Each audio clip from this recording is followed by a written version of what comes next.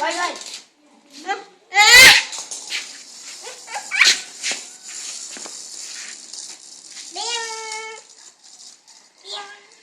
Có cái gì cho nó chém không? Có cái gì cho nó chém không? Có. Bùm.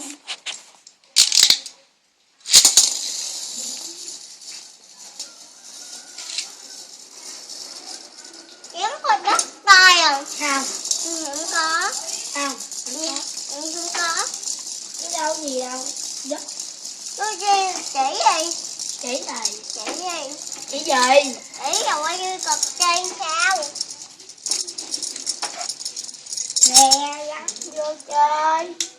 Dặn cái rồi kéo ra.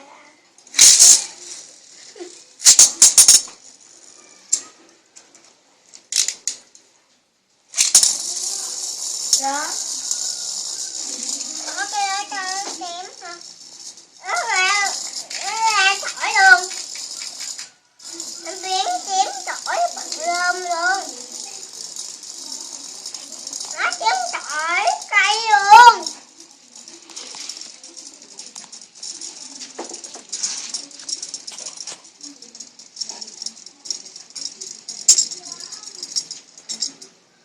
Nè.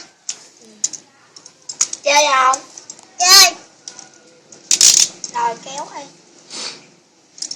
Kéo thiệt mạnh ra luôn.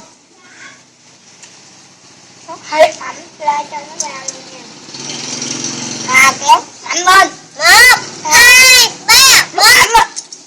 Kìa, đưa đây. Coi chú ba kéo à.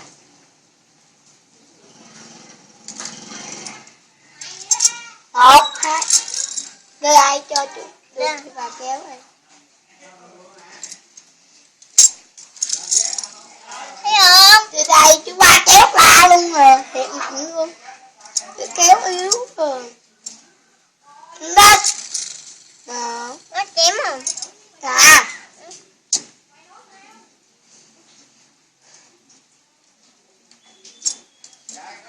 Mạnh lên. Thiệt mạnh luôn. Tôi cho chút xíu thôi. Chú kéo.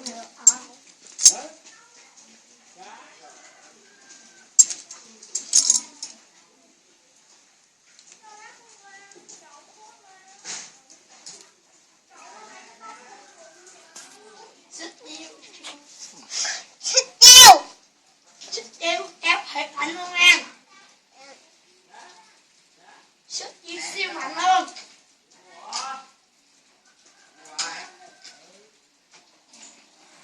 Sức yêu phải mạnh.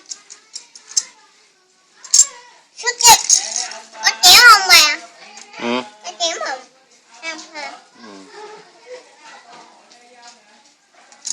Từ đây chú ba kéo cao á. Thôi, thôi.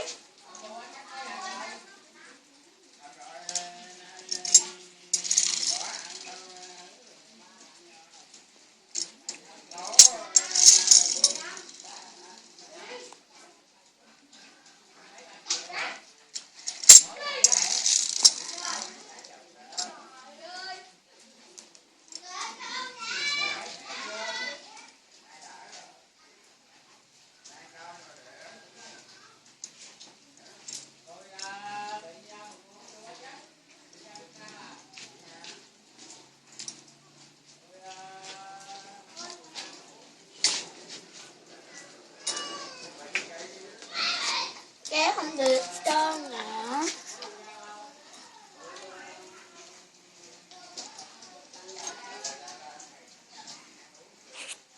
Chú đi kéo cho tôi chơi rồi. Đây. Coi nghe.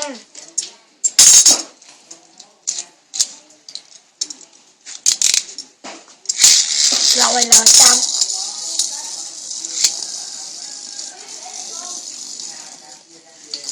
Đây. Lòng xong lòng. Tôi đi, tôi đi chơi gì? Để chú ba kéo mình. Đó. Ừ. À.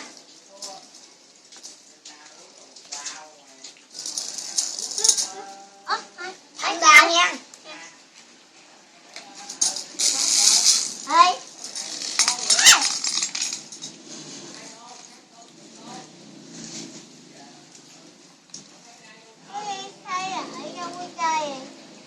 lại cho bà cái đây cho bà. Gắn này nghe. Anh để cho bà là. Coi cái đầu này nè. Gắn này vô. Nghe. Dạ rồi xong. Kéo này. Mạnh lên nghe. Yếu thì không ra. Yếu thì nó không có ra. Gáp vậy biết chừng nào mới ra. Dạ chưa. Giữ nè. Đặt cái xe.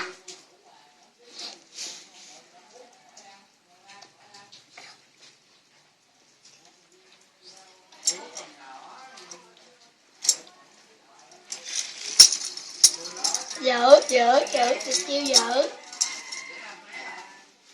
Bắt rồi.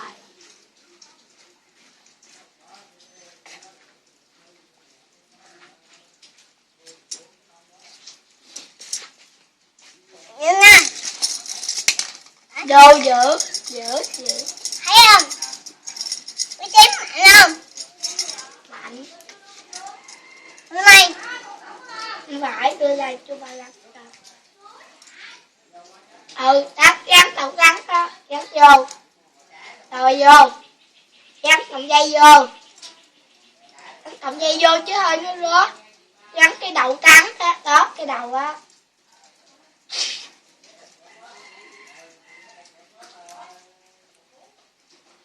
Đầu bên đó. Không. Cái ngược lại. Rồi vô rồi.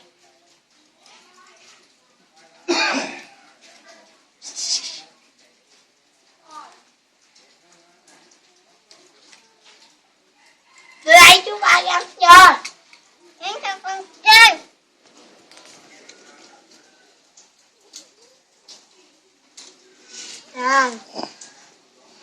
Tụi toán rất mạnh. Yêu đi ra.